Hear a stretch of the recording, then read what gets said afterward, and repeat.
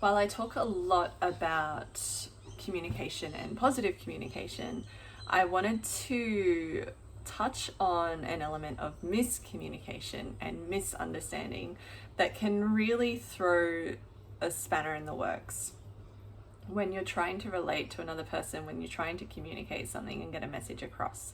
So this kind of spanner, especially in places like workplaces and within teams, there isn't a lot of time where you can allow that spanner to exist and stay there without addressing it, without clearing it up. So when it comes to miscommunicating or misunderstanding, it can be misunderstanding someone's meaning or reasons behind their actions or their words. And I don't mean things that are very, very clear, but I do mean having the sense of the practice of self-awareness enough to notice that if there is a reaction within you from something someone has done or said, or there is confusion within you, looking within and going, okay, is this triggering something for me first and foremost? Is this a me thing or is it a them thing? Is what they've said or done reasonable, or do I just feel like I'm missing information? And the really key thing here, which is the whole point of this one, is to ask.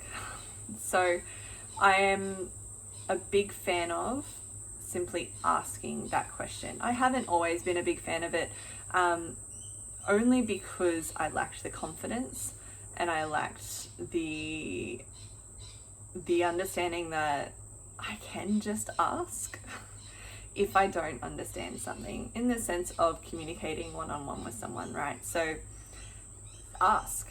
Let yourself ask and say, hey, I'm not sure if there's something to read into here, or I'm not sure what's happening here, or I'm not sure what you mean by this. Can you please clarify for me what it is that I should know about this situation, or know about what you said, or know about this directive, or know about this conversation between us?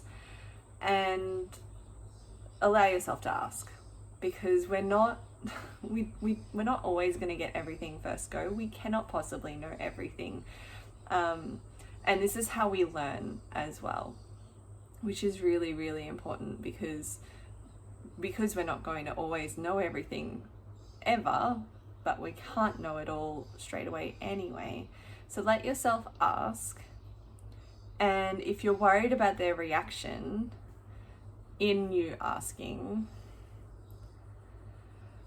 it's a whole different element. But if you're worried about their reaction in you asking, if you're worried about it being thrown back on you, then at least you have an idea of where that is at for them. But most people will prefer that they are understood. And if that means that you are asking to understand, most people will prefer to feel that. And if they don't, then you can just do the best with what you know, or do the best with what you can perceive. And if they do, then even better, because it invites a deeper conversation.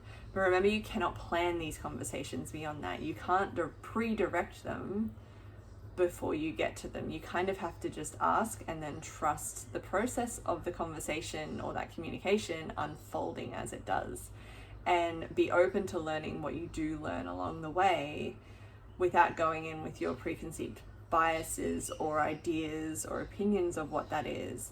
Let it be a little bit more of a conscious, active listening activity when you ask, and actually try to hear what they are saying. And on the flip side as well, if you're the person who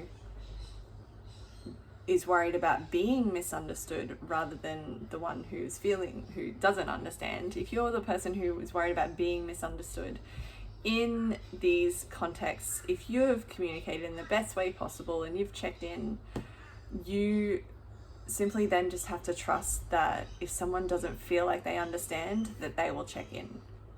And they may get it wrong still if they think they've understood and they don't check in, so they go ahead and do whatever it is or whatever it is. they may still get it wrong, and that is okay, but you have to trust that other people will ask you if they need to understand more. And there's two elements to that. There's a trust that other people will, and while we are talking about allowing yourself to do that, it's also the invitation of when you step up and go, hey, I didn't really understand that, can you explain it a little better for me? That also invites the habit and the practice of other people to do the same with you if they haven't understood you. So we lead by example. But someone has to start it. We can't all be stubborn, and we can't all assume that the other person should just know and just get it and just understand.